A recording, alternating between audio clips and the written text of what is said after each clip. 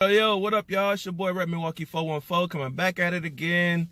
Man, today. First of all, I know it's been a minute since I had a vlog video. Man, appreciate you guys tuning in. I know it's been a minute. Have a lot going on right now, you know. But man, I'm dropping one today. Today is May 4th.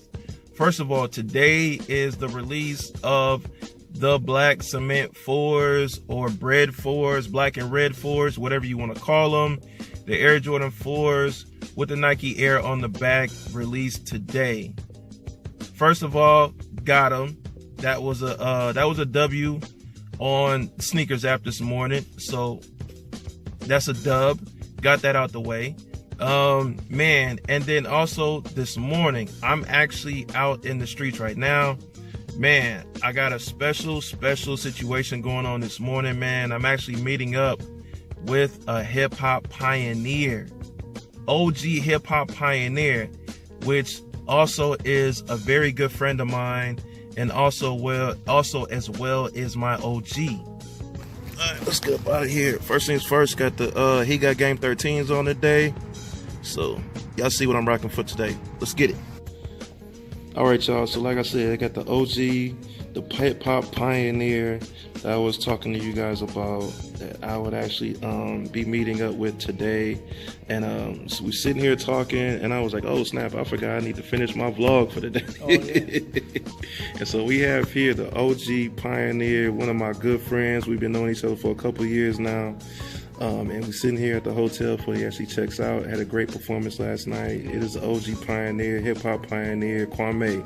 What's going on, my brother? I'm good, man. How you, man? Man, I can't complain. Very glad for us to link up today before you head out. You know, we were sitting here chopping it up, talking about different things, life, personal things, or whatever like that. Most definitely want to talk about that on camera, but but first thing is I wanted to ask you, OG, like when did you actually get into the business, like getting into hip hop? Like, well, I was a kid. I was like 14, 15, and before that, I was always rhyming, always writing, always playing music, DJing, or playing like piano, drum. Right. So, like I guess around 14, 15, I just started to put everything that I did together into one thing, and I knew super producer Herbie Lovebug, classic producer, who's responsible for like Salt and Pepper, Kid and Play. And because me knowing him, and I saw firsthand how these groups got created, and I was like, I think I could do that too. So I saved up money. I used to work at a grocery store, saved up my money, went to the studio. One time, it was super trash. I went back, and I got put together my first album, Boy Genius, and I gave it to Herbie. And because Herbie was so hot at the time, he was able to just get a deal. And so off of that album? Yeah, off of that demo that I gave him, and he got the deal. Actually, we got like 4 deals between the both of us. I was able to get some deals, and he was able to get some deals. And so from there, I'm at this point I'm like 16. So from there, it was just about writing and producing records and putting them out. So the rest is up to y'all to discover. Now, one thing I do want to, because we're not gonna slide past that Boy Genius album real quick. That Boy Genius album, and I'll just say on personal, and I've told you this before, so this is nothing brand new. That Boy Genius album, when that came out, I mean, I was a young boy, but that was actually one of the first albums I heard. That was actually hip hop, and you were so much of an influence in the culture. And just even on myself, I'll speak for myself because I can only speak for myself. And we talked about this before. I mean, from fashion to lyrics, to production, because even at that time, like I've always been into music and I've always been into production, you know, doing sound engineering and everything like that. But man, I mean, just from the sound and the music, the little stuff that people just don't really get. They just, you know, they hear the lyrics and they be like, oh yeah, that's dope, whatever. I mean, but even from the music side, I was like, yo, this is crazy. And I didn't even know how old you were at that time. I was mad young. So, I mean, but everybody knows, you know, about the hairstyles and everything like that. I most definitely was rocking the hairstyles and the polka dots. You had me and all my friends rocking polka dots, with, you know, which is crazy. But did you ever imagine that you would have a stamp on just the culture, hip hop, everything like that at that age? Nah, man. I was just about making music that I wanted to hear, or that I thought was fun or dope. And I was also about not being like everybody else. Right. You know, understanding what my individuality was. And I was about trying to get people to understand what their individuality was. And that was about it, man. You know, to this day, you know, I can hear records that are 30 years old that I've done just in clubs, on the radio, or whatever, and I'm still like, dang, they still playing that? So you know, I'm always pleasantly surprised, and I'm always accepting and thankful of that blessing. Yeah. For it to happen. And that album is timeless. Like that's just factual. That's timeless, because it's still records on there that I can still hear to this day, and it's just like, yo, y'all just don't understand. Thank you. You know, which is crazy. So, and then so I think, not to cut you off, I think what's important when you have records like that, for anybody who does music, when you make records from the standpoint of just making something that you feel sounds good, as opposed to competing with what's on the radio, that's the difference between a timeless type of body of work and another kind of body of work that could be very successful, mind you. But when you look back on it, it'll be like, oh, that's so 2018 sound, or 2019 sound, because, you know, you're following a trend. So I think when I was doing the first album, a lot of the first album, it was just basically, there was no trend that I was following. It was just like, this is how I like to make beats, this is how I like to write rhymes, and these are how the songs come together. You know, it was never, you know, that's very important. If you're a creative person, you know, you try to be in the time, but don't try to be of the time. Right. And it's just like, the thing that I thought that was really, really dope, and I think that really captivated me, even at that time, and I didn't even know it, is just that besides, you know, the records that you put out, the lyrics and everything like that, it was the beats and the production. Because at that time, like, and I was mad young. Like, nobody was really like, yo, who made those beats? You know, at that time. Nowadays, it's like, yo, the whoever makes beats in the production is more popular than the artist. You know, and that's another conversation we can have another day. You know, and all that. But you know, but at that time, that wasn't something that was just like, oh yeah, who's on production, who's making the beats, who's doing the behind the scenes stuff. It was who was on the front line. But it was like, you were one of the first people that I knew that actually was like, yo, I do everything. And I thought that was mad unique. So even after, you know, the records and the albums that you put out, and you started doing more things behind the scenes, do you feel like as your body of a career has been more successful for your own self, behind the scenes, or in, you know, or actually putting out your own albums and everything? Well, for your own self, not what the people say, but for your own self. Well, for myself, I think I don't separate the two. Okay. It's like saying what was better for you, second grade or the first year in college. You know what I'm saying? It's not, you don't look at it like that. You're like, I went to school. For me, it's pretty much an evolution of what I was always doing. So like, for example, when I was a kid and I was writing a record and making a beat, okay, I may have been the one to project that record and put it out. But as a producer, I write the record and do the beat, and somebody else may sing it, but I'm still doing the same process. Right. But now it's more of a teacher situation, because it's like, I make the beat, I'll write the record, and then I gotta teach them how to perform the record.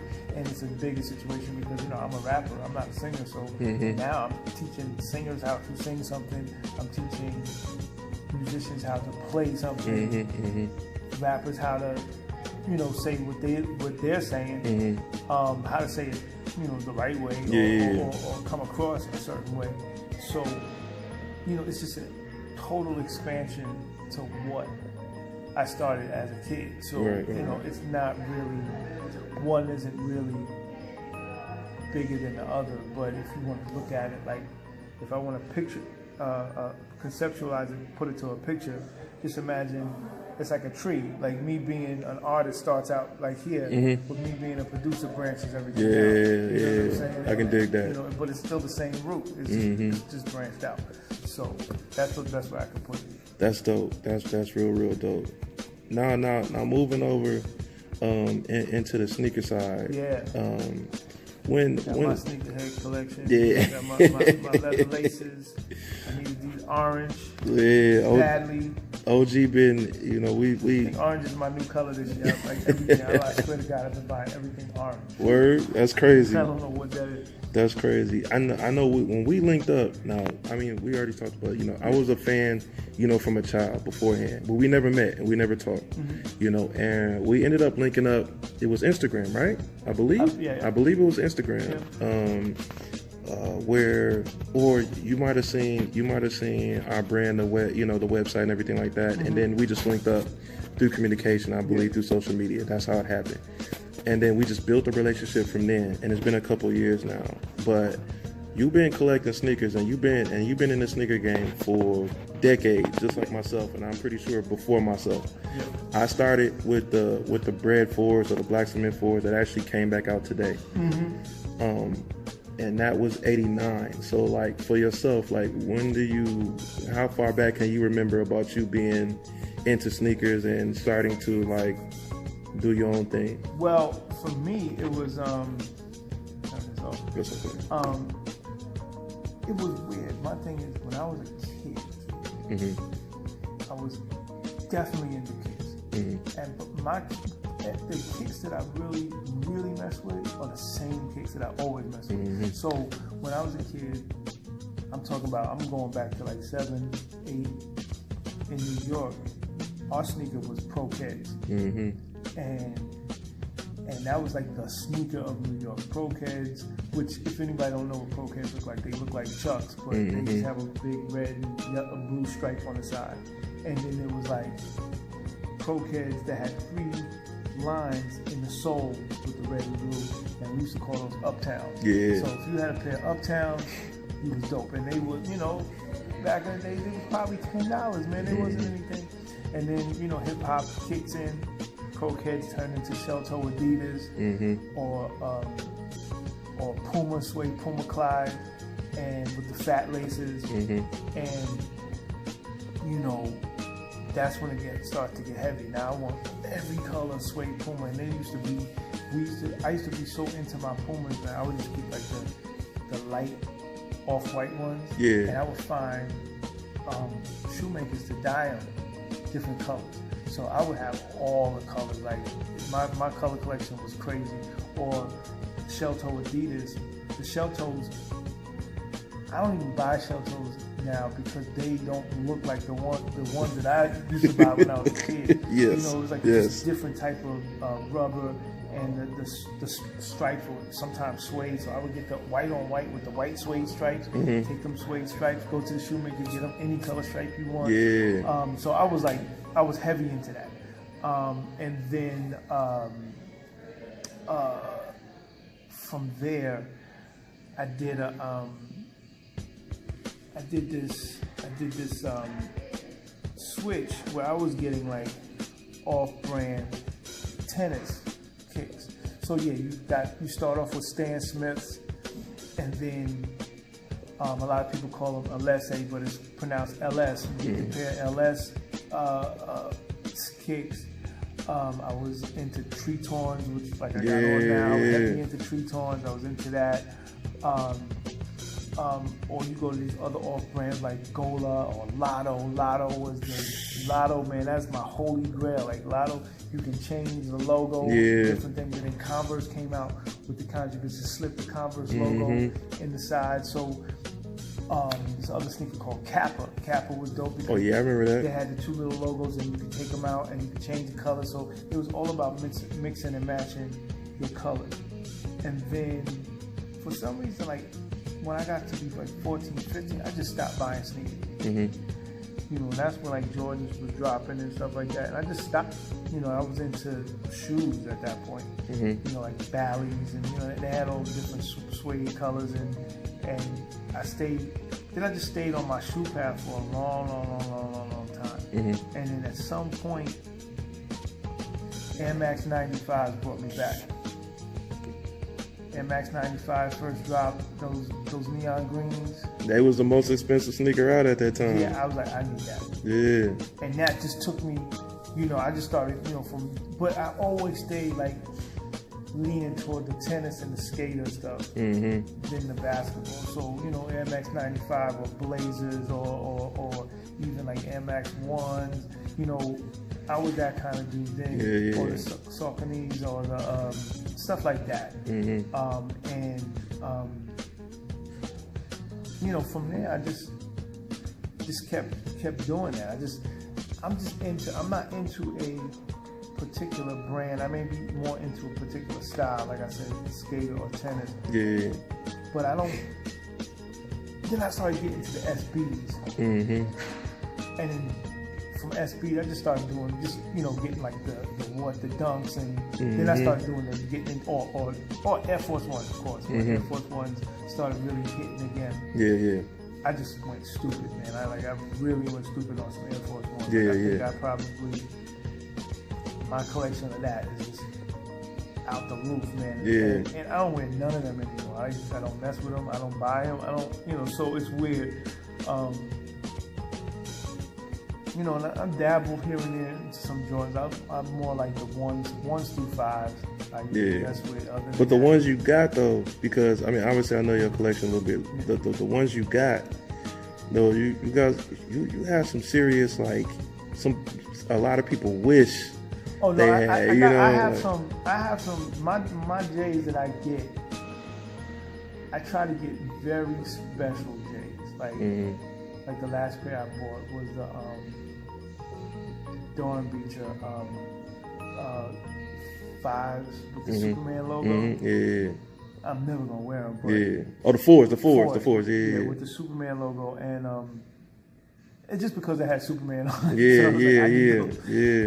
You know, there's certain J's that I really like. I really like the Off-Whites. I didn't buy them because I feel like you know, those are dope for now, but I don't think they're gonna have weight.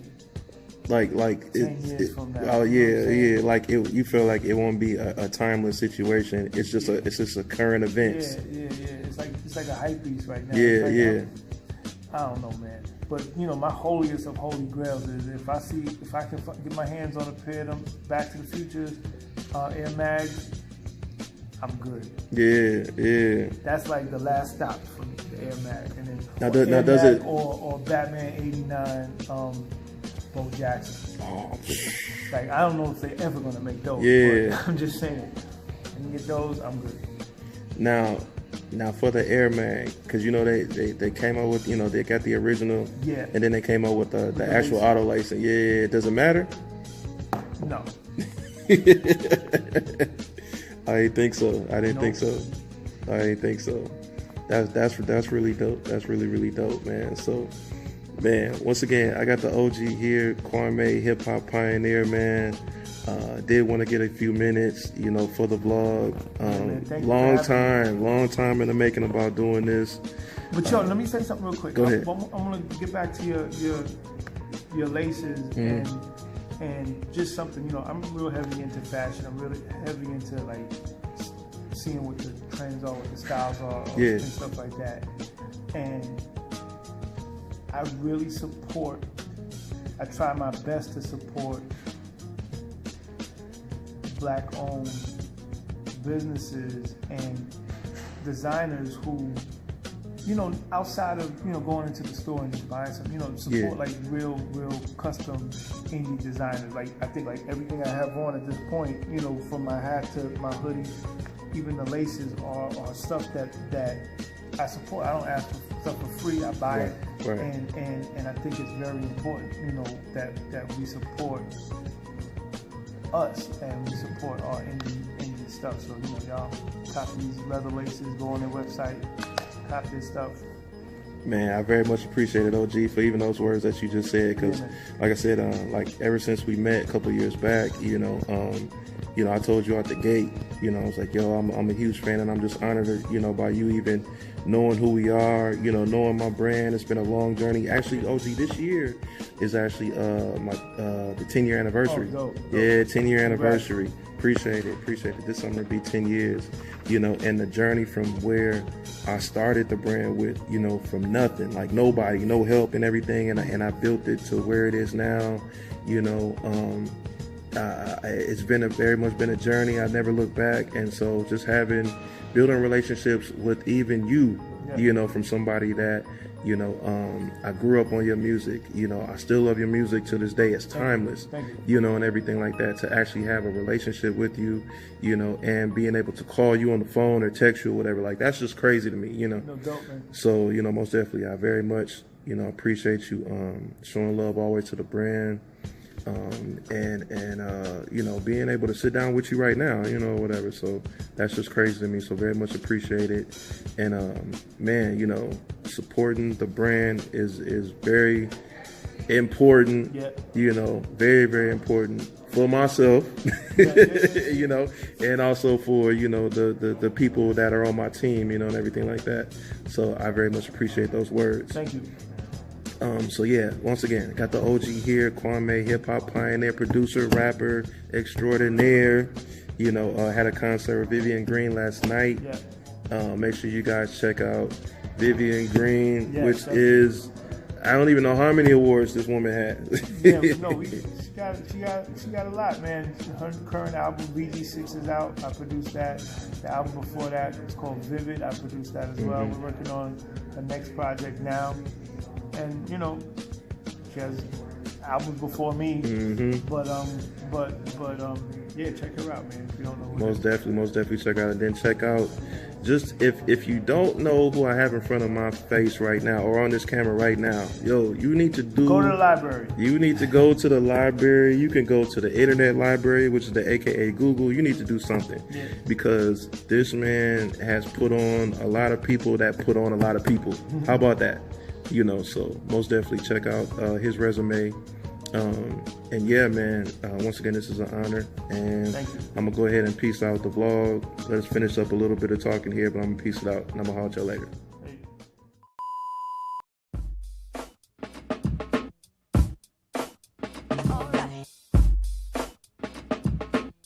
Ladies and gentlemen, the Kit Kat Club is proud to present something new, something different. So would you please give a warm welcome for